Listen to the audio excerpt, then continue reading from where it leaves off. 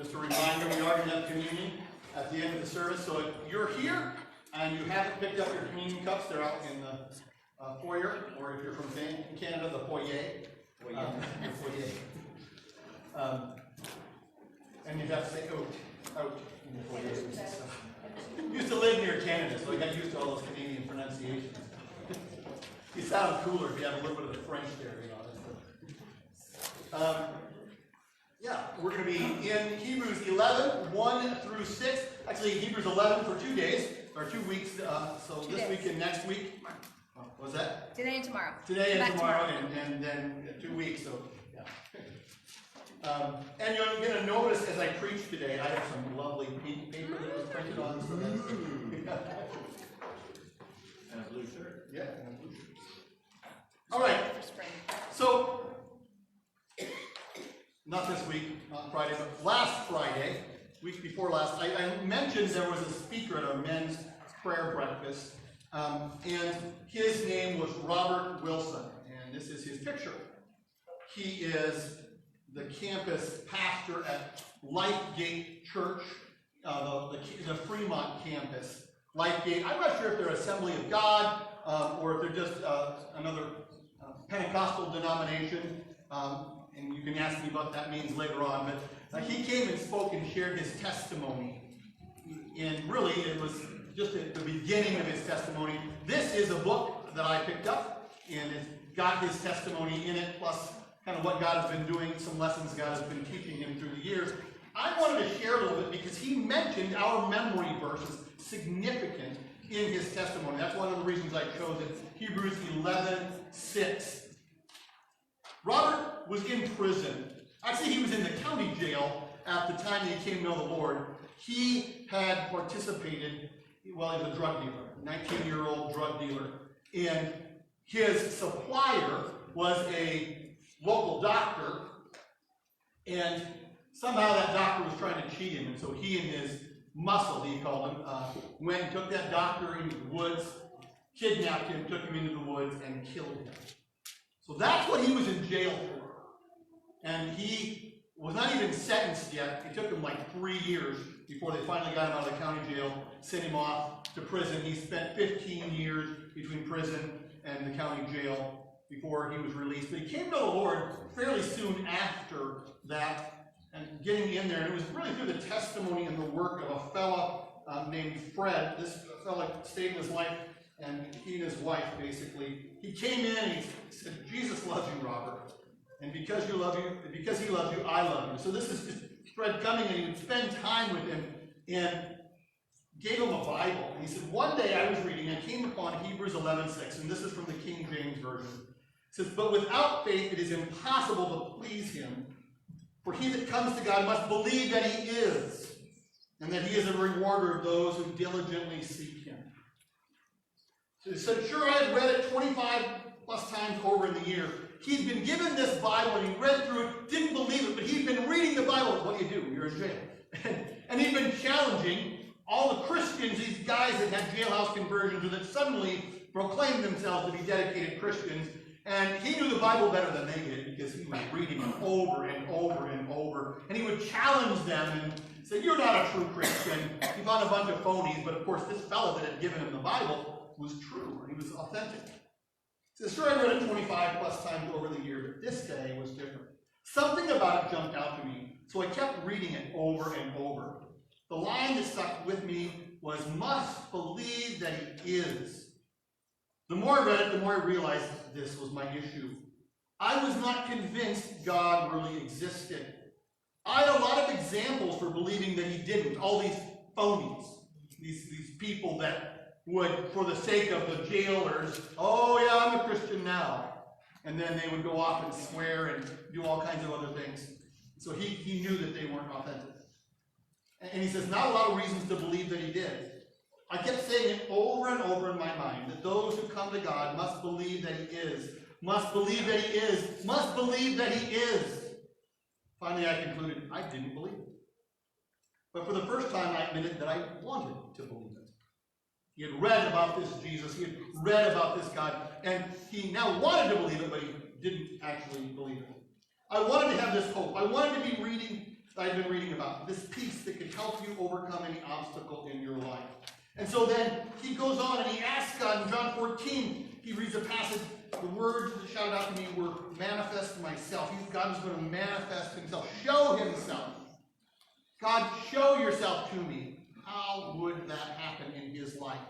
And he kept reading over and over. In one point, there was a chapel service that he was in, and this fellow Fred was there with his wife, and he came in and they kept repeating songs about nothing but the blood of Jesus, about the blood of Jesus, and at one point he actually vomits up as Fred is talking to him, and basically Fred is casting demons out of him. And so that was a really significant thing, and he had read about, again, he knew his Bible at this point, how if the demons are cast out and you're clean, and if you don't get filled up with something, that they'll come back and you'll be worse than you were before. And he knew this, and he was so worried. He's looking around and he's praying all the time and reading his Bible. He still doesn't believe yet.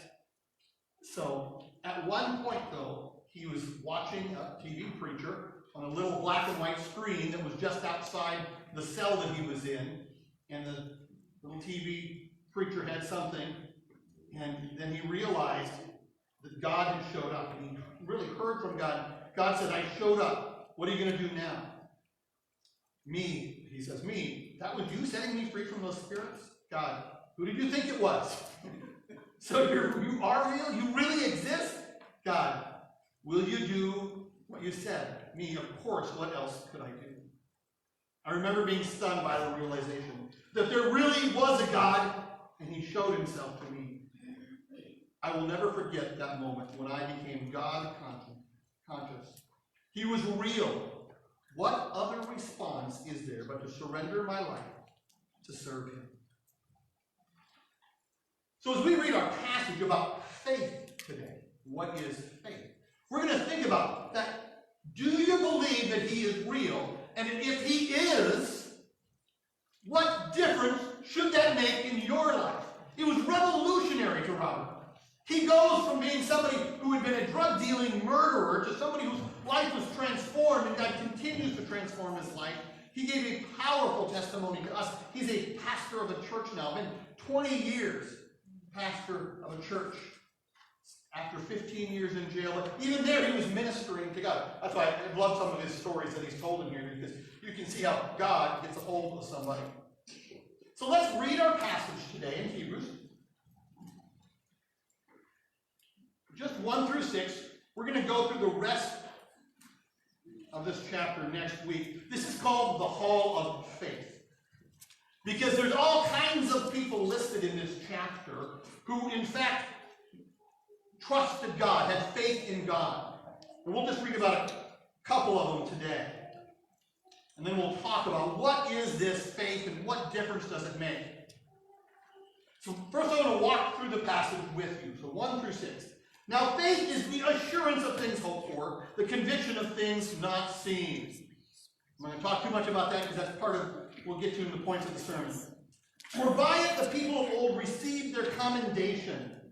By faith we understand that the universe was created by the word of God, so that what is seen was not made out of things that are visible.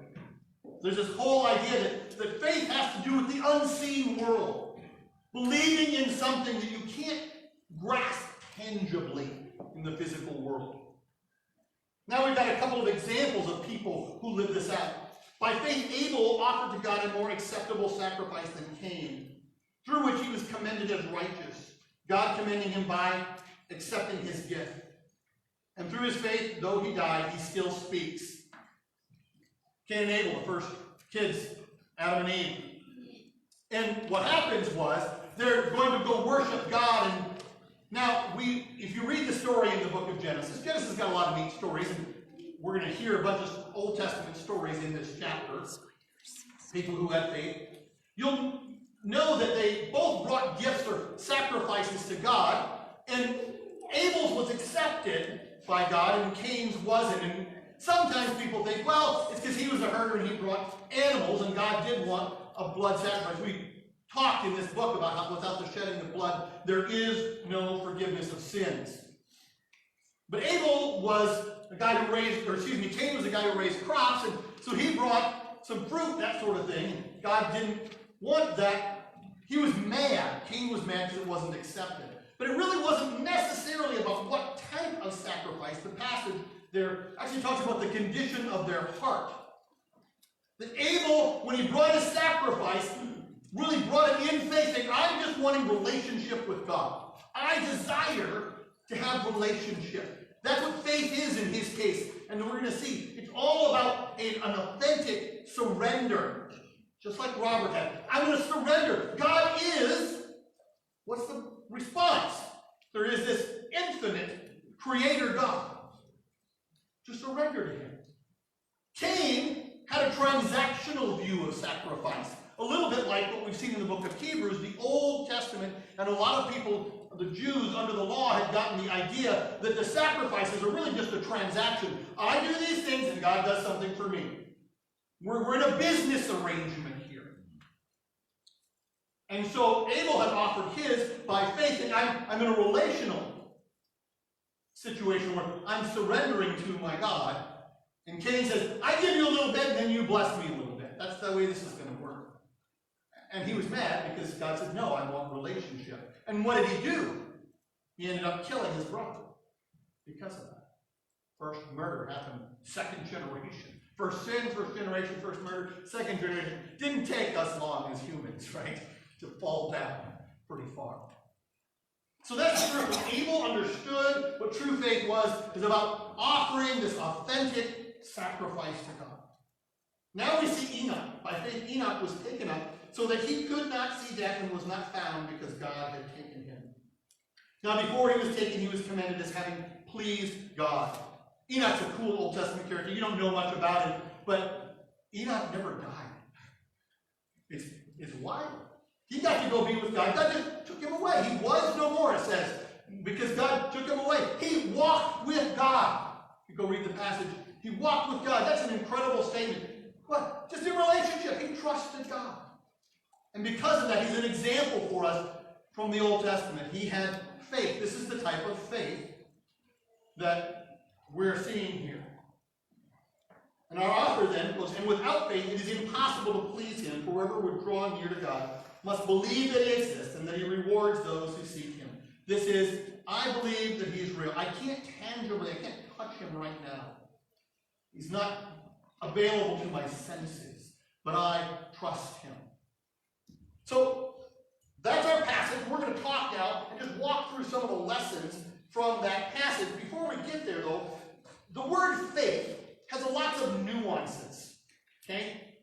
I told you this before. The Greek word is pistis. And when you see the word trust or believe, like John 3:16, talking about believing, that's the same word. Faith, trust, believe, very frequently, most of the time in the New Testament, is the same Greek word. And so it carries a wide range of meanings. And I'm not going to deal with every meaning from this word today. We're going to talk specifically, what does the author of Hebrews say? What kind of faith is he talking about right here? So how does he define it? Because you might, it's sometimes used as that personal relationship type of faith. It's sometimes, used as the faith. It's kind of that wider term. But here we're going to look and say, this is a type of faith that looks forward towards this great hope. It's a type of faith that, as Robert expressed, is a believing in the facts that God actually is. Now, one of the problems that we have is, we can't do a scientific experiment on God. How do we know something exists? We can't do the scientific experiment. Well, faith is being sure. It says, an assurance in verse 1 of things hoped for, conviction of things not seen. So, I was going to bring a pen, but I'm just going to use my little chapstick here.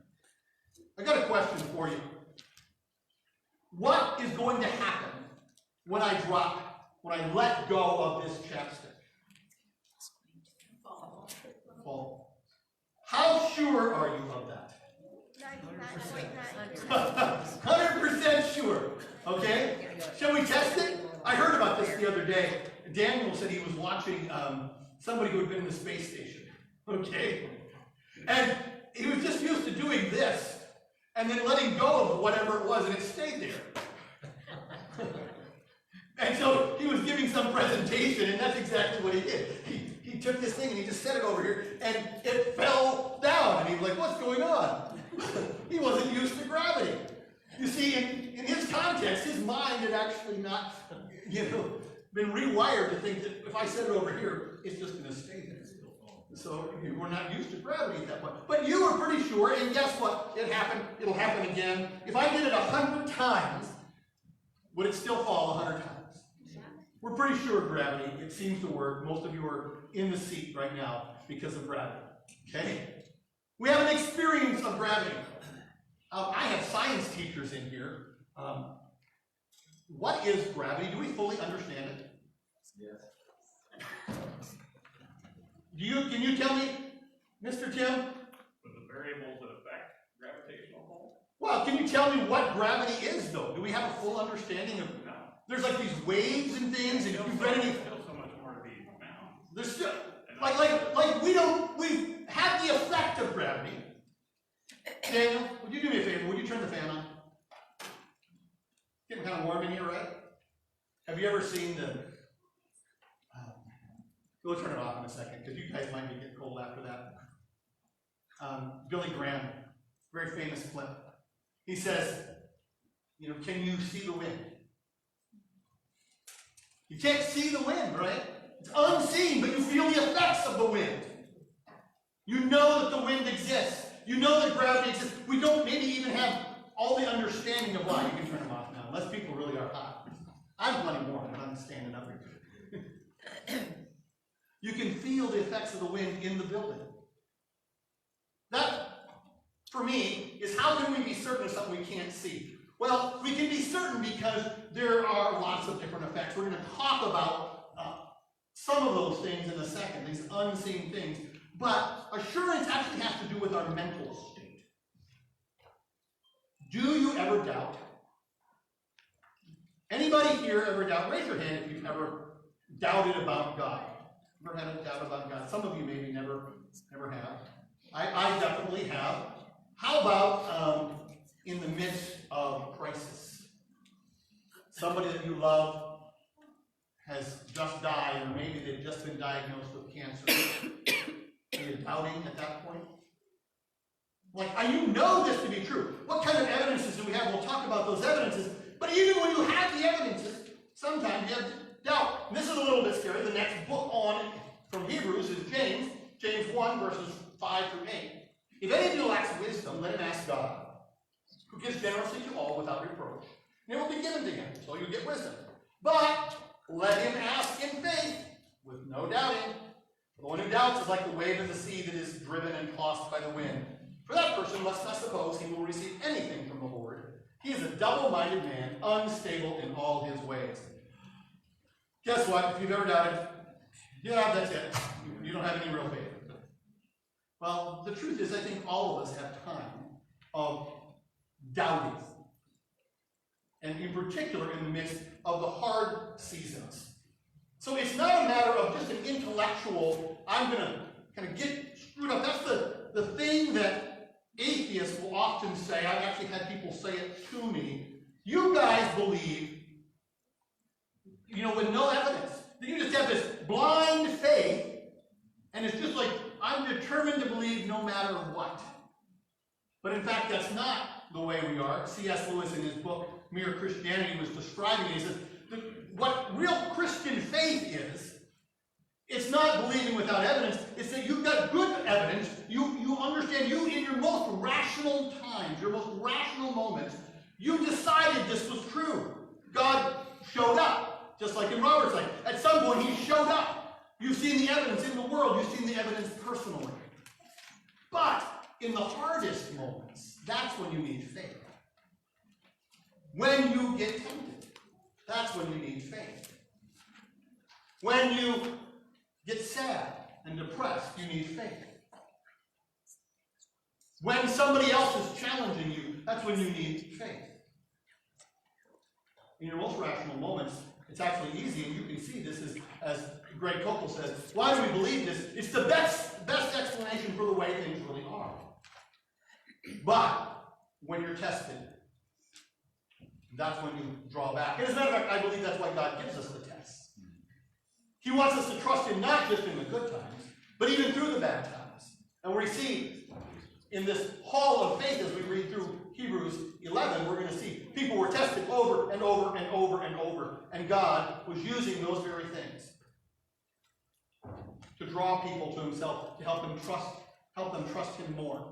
So, faith is being sure, and it means believing in the unseen. Can we believe that the spiritual realm actually exists? There's a famous Christian apologist who was talking about the existence of the self, the identity. Who are you? Are you just a collection of atoms?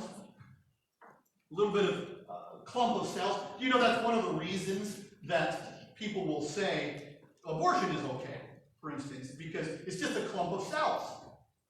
And I said, what are you? If we are just a clump of cells, it's just a matter of size and location, it's the difference. So who are you? And so this famous apologist was being challenged, can you prove that a non-material self exists? And his question back was, who should I say is asking the question? If you don't exist, then you can't ask me the question, and then me can't respond back to you. We all know, in a very first-person way, that we exist, that there is a self. You can't cut my head open, for instance, and find the self in my brain. There is a non-material part of me. Another good example about non-material, I'm just going to have you close your eyes. Okay? Imagine everybody had a mother. Hopefully you all can think of your mother. Maybe they're not alive anymore, but you can think of your mother. Imagine your mother in a yellow blouse. Okay? Imagine. Okay, go ahead and open your eyes now. You can all imagine that. Now, where was that blouse? Was there a yellow blouse in your head? Could you see it though? Your mind exists. It's not just a collection of the various little things in your brain. You could open somebody's head, and it's not like even just a computer. The blouse is somewhere that is the non-material part of you. Your mind and your brain may be connected. There's a physical and a non-physical part of us, and we can know that. We can know that there are unseen things by first-person experience. And we have lots of lines of evidence for this. The physical world, for instance, there's things that can't be explained within the physical world, within the universe as we know it. Another example I'll give you is it wrong to kill or torture a baby for fun and profit? Is that wrong to kill? Why? If the physical universe is all that exists, then it's just pieces of matter running into each other. How is that different than an asteroid hitting another asteroid? You've all seen space shows where things like that happen, right? How is that different? Because what is morality? Morality, that the very concept of right and wrong is non-physical.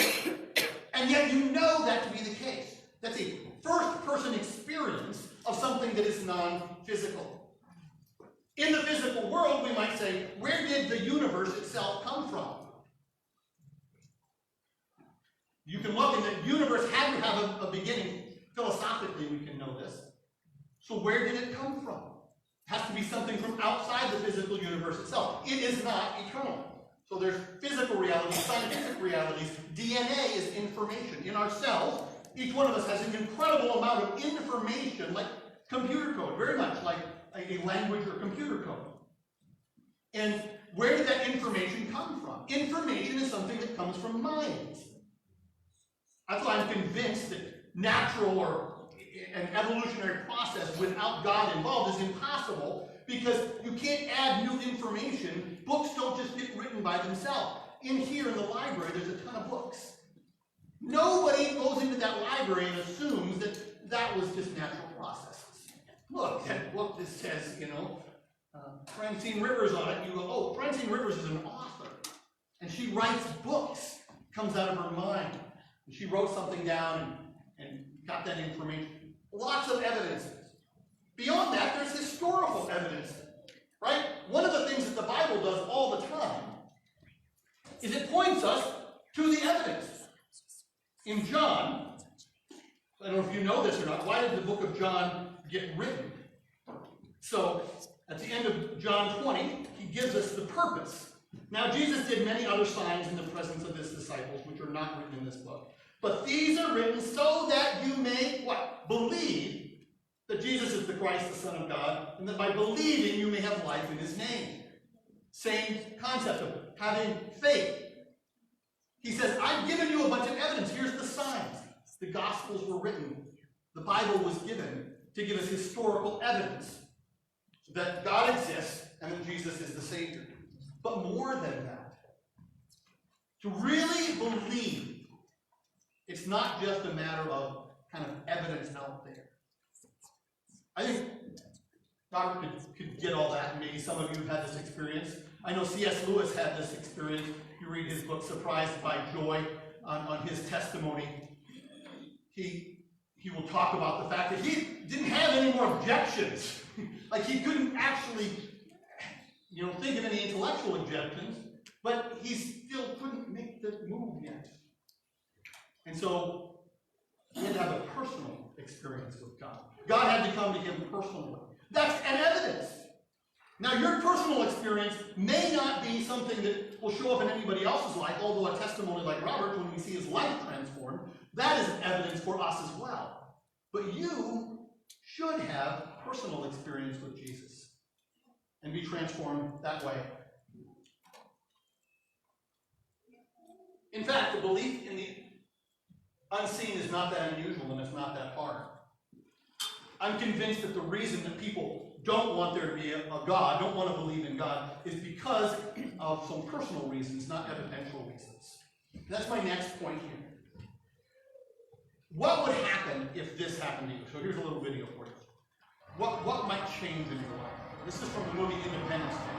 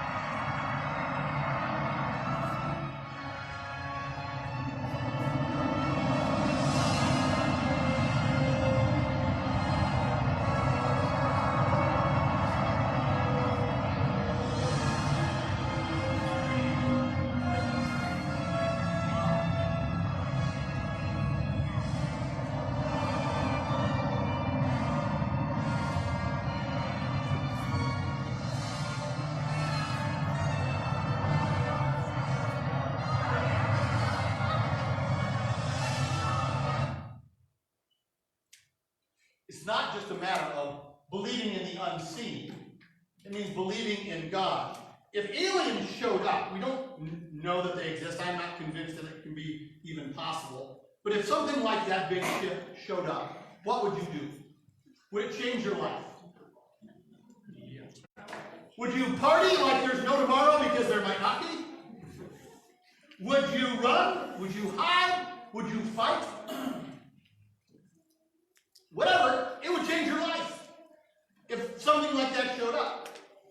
Now, if you truly believe that you are the product of a creator, and he made the whole world, and that he is going to bring all of this to the conclusion, should it change your life? I think it should. And I think that's why people have trouble believing in God sometimes. It's not just believing in something in the unseen world. It's not like just believing in ghosts or whatever. It's about believing in a God who changes everything. This is not even Zeus or Thor, some human-like God that's sitting up on a mountain that I just have to appease. This is the entire universe. The origin, the meaning, the morality, the destiny, everything about my life and about the world is changed if God is. And some people don't like that. Thomas Nagel, an honest atheist, says this: I speak from experience, being strongly subject to this fear myself. I want atheism to be true, and I'm made uneasy by the fact that some of the most intelligent and well-informed people I know are religious believers. It isn't just that I don't believe in God and naturally hope that I'm right in my belief.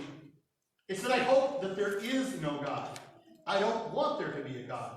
I don't want the universe to be like that. My guess is that this cosmic authority problem is not a rare condition, and it is responsible for much of the scientism and reductionism of our time. One of the tendencies it supports is the ludicrous overuse of evolutionary biology to explain everything about human life, including everything about the human mind. This is a somewhat ridiculous situation. It is just as irrational to be influenced in one's beliefs by the hope that God does not exist as by the hope that he does exist. What he's acknowledging there is that a lot of people are like this. They don't want there to be a God. They don't want the world to be like that. Why? Because then I have to change my life. Then I have to consider, what does he want me to do today? And funny, people will do all kinds of things to get around believing in God. The scientists, they'll believe things with no evidence. For instance, they can't figure out, what I talked about earlier was the DNA. They can't figure out how first life started. They may believe that evolution can take it from there, but it looks like all the conditions necessary to get life started couldn't have existed in the early Earth. So they can't figure naturally, we don't know. So what do they propose? You may be seen it on Star Trek or some of the science fiction shows. Panspermia, where some alien had come millions or billions of years ago and planted the first life on Earth. There's no evidence, but I'd rather believe an alien planted life on Earth than that God did it. Because I don't have to be responsible for that alien. It's no longer here. Or, another one is the multiverse. There's things in our universe that can't be explained. Physical properties. They're like, how did that happen? How did the beginning happen? How do we explain some of the things happening here? So what do they propose? Like the Spideyverse. Anybody watch the Spideyverse? Lots of different Spider-Mans. Okay. They actually propose like an infinite number of universes. Not just our universe, but lots of universes. Now there's no evidence for that. As a matter of fact, it would be impossible for us to have evidence for that. Because we can't see literally the physical limits of our universe. We can't see outside of that. But rather than thinking that there's an intelligent mind who adequately is the best explanation for the way things really are, they can say, no, I'd rather believe in an infinite universe and everything just happened by random chance because we are the one universe out of all the infinity of universes where things could happen by chance this way. Now, how incredible is that? Is that the best explanation you can come up with? Why would you propose that instead of that there's a creator who made things in order, who is intelligent, who created the morality that we all experience? I think the main reason is because people don't want it to be true. Because if there is a God, it changes their lives. And that's the point. My next point is it changes you. True faith is not just an intellectual assent to some truths. It's my life will be transformed. And this whole chapter we're going to see in the book of Hebrews 11 is people taking action or having their attitude about life changed because God is. This God of the universe exists and they believe in him. It's saying, God's saying, trust me. In the middle of the hardest times, he's saying, trust me. Have you had hard times? I've told this story on a number of occasions, but this is an area where I still have to go back to it, but when Micah was sick, our son Micah was sick, this was the thing that I was most challenged with, because it got to the place where we began to understand that he might die. The doctors were running out of things that they could do.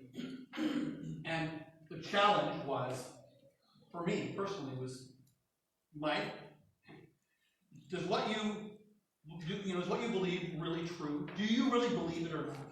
You say these things are true. You've been a pastor and told other people these things are true. Right now, can you trust me in the hardest time of your life? For me, I suppose that was easier, to be honest. As hard as that was, because it's the big moment. It was that challenge moment where I had to really think about it. In fact, it's harder for me on a day-to-day basis. Hey, there's this person over here that they're not acting very lovingly, and they sit around the same table with me every day. And I'm having trouble loving them. They're probably having trouble loving me. And God says that I need to love them anyway. Because He is, and He loves me even when I'm unlovable, I need to love that person. Well, you see, that's a little harder because it's hard to come to the conclusion, I've got to obey God right now today in this circumstance. It's not a big thing. It's a little thing. And like every day, those types of circumstances, you've been at work all day long, and you come home, and now there's still stuff to do. It should have been done. Now, how do I handle this with my family? Do I act lovingly, or do I just blow up? What's going to happen in that circumstance? To me, that's the day-to-day faith challenge that we face. For me, that's harder. Those big moments where it's like put right in your face, you either accept it or not. But when temptation is in your face, and it might be a piece of yummy cake, it's the third piece that's the problem. Okay, so I justify the second piece, but this third. So those are the times when I think God says, I want you to be transformed. I want to present big opportunities and little opportunities to grow in faith. Do you trust me? Why can we trust Him? Because this kind of faith brings hope. Why do we have hope? If you read throughout this passage, it says they had not seen it yet. The unseen things are not just the things right now, the reality of right now. It's in fact the things that are yet to be, that He rewards those who seek Him. But is the reward right now? Abraham is promised several times in Genesis 12, 15, 18. He's promised a son, and he finally gets the son, Isaac, and then one of the things God tested is, no, now go ahead and sacrifice your son to me. No, this is the promised son. He has faith. He trusts God. But he never saw the fulfillment of that. You're going to become a great nation with lots of descendants, and the whole world is going to be impacted by that. He never saw it. People didn't see the heavenly realms yet, but they trusted that God has something better. I'm going to trust Him today because I know eternity awaits. Randy Alcorn wrote a number of fiction books, and he has a ministry called Eternal Perspectives Ministry. And so I love Randy's writing, both his fiction works, Deadline, Dominion, and what's the last one? Deception, maybe? Yeah. Okay? And they give you an image of heaven. And that really transformed my understanding of heaven. I want to be there. I want to be with Jesus. A very tangible, real, graspable place that God has in mind for us. John 14, He's going to prepare a place for us so that where He is, we might be also. Are you excited about that? Do you live now for eternity? Does your today get transformed by what He's going to be doing? So, I don't think she's watching today. At least she wasn't on earlier. My mom's probably at home today. She was in the hospital this last week. Mom's 80, had some heart issues. And I had a conversation with her. And I said, Mom, are you okay with Jesus? And she said, yeah. She's sad if there's going to be a real problem. She doesn't know. Hopefully they've got it worked out for her. But at that age, when you have issues like that, you don't know. You have to prepare. Are you prepared to go meet Jesus? She'd be sad primarily for Dad. He was left. She's gotten to take care of him for so many years, 55 plus now. But my mom was an example to me of somebody who said, I need to live for eternity. There's not a lot of time left here on this earth. For some of you, that might be the case. And for some of you sitting here, you might be going to Jesus even before you know. You think, I'm not ready, I'm, 20. And somebody crosses the line some night as you're driving in a head-on crash. My brother-in-law, 44 years old, was hit directly from the side. Somebody going in a much bigger vehicle hit him from the side, going 55 miles an hour. Likely had his seatbelt on. He was in a smaller vehicle. He was killed right now. The grill of that vehicle, his head probably, slamming into it. He was probably dead and with Jesus. I mean, if you're going to go, that's probably the way to do it, right? He was probably with Jesus in seconds. You don't know. But if you have hope for the future, you can live today. That should change your today. And that's what faith does. It gives us hope. We're living for the unseen realm, for the quest to come.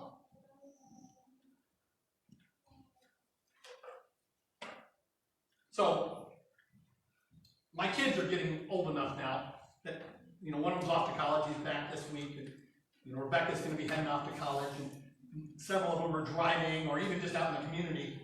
Take the cell phone with them. Cell phones are kind of nice. You feel a little more comfortable. When your kid calls you at an unexpected time, have you had that? And you're like, oh, what's going on? And they call you and you're like, okay, hello, how can I help you? Now, I've had a case where it's actually something that I, had to walk them through. I'm like, I'm a little bit nervous about this, but you know what else? It makes me feel kind of good. Because I'm the person, and I don't know that I'm all that trustworthy. I don't have all the answers, but I'm the guy who gets the call. Because I'm Dad. Dad, help me with the problem. Okay? And I'm a limited, frail human. Sometimes I can help. Sometimes I say, call somebody else. Here's the number for the tow truck. Type of thing. But that type of faith makes me happy because it says that they trust me and we have a relationship, which is the last thing in this passage we learn about, is that this kind of faith pleases God. It pleases God because we're saying, I trust you, God. You're the one I come to. You are. And if you are the God of the universe and you want relationship with me, then in the midst of all the hardest things, I'm running to you. And just like as a dad, I'm nervous. I don't have all of God's power. I don't know all the future. But they're trusting me. When we trust him like that, we're saying, yeah, no matter what happens, God, I'm coming to you. I'm coming to you first instead of last this time. We're learning, and God gives us these challenges every little time we step. We have a chance to trust God when your spouse is upset and you're feeling like, what am I supposed to do about that? When you're tempted, but trust God, you're good enough. What you have for me is better than this thing. When you're sad, you go to him and you pour out your fears and your depression and your sense of lack of self-worth. And he says, pours back into you, I love you, right where you're at. That pleases God. So is God real? Do you believe him? Kevin DeYoung, pastor from Michigan, gets the opportunity to walk on ice sometimes. Walk on water. You're far enough north. We had maybe some opportunity this winter, but from Minnesota, we got lots of opportunities to walk on water. And he says, it's a faith step initially to step out on the ice. Because you got to know how thick is this ice, early in the season and late in the season in particular. I once fell through a little hole in the ice. Got my boots all. I had nice waterproof boots, didn't matter once you go through the hole. Okay. So the ice, it's not your faith that actually holds you up to it. It's the thickness of the ice that holds you up. That's what Kevin says. Likewise, it is not our faith that actually accomplishes the thing. It's the object of our faith. And so when we put our trust in God, the question is he big enough to handle our problems? Do I trust that you are, and not just that you are? The second part I believe that these people in Hebrews 11 had to do, and that we have to do, believe that he's good, and that he really loves you, and that he wants the best for you. He has the best for you in mind. That's when you experience it a little bit, then you're willing to step a little further with him. and a little further with him, and a little further with him. And so I believe that he's giving us opportunities all the time today to trust him more. And step out believing, and it'll be hard. But if you have this kind of faith, no matter what happens, you'll be able to trust him, and all the world may go away. You may go away from the world, and that's okay, because he's got your eternity in mind. Let's pray. Heavenly Father, I thank you for loving us. We can trust you. Help us to have this kind of faith that we see modeled. Abel, we see Enoch, we'll see Abraham, we'll see Moses, we'll see lots of people.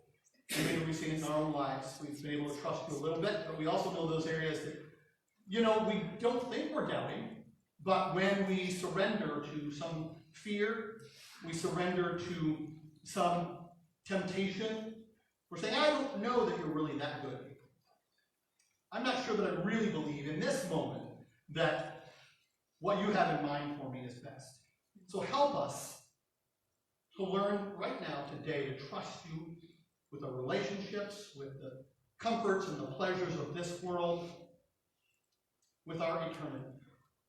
In Jesus' precious name, amen.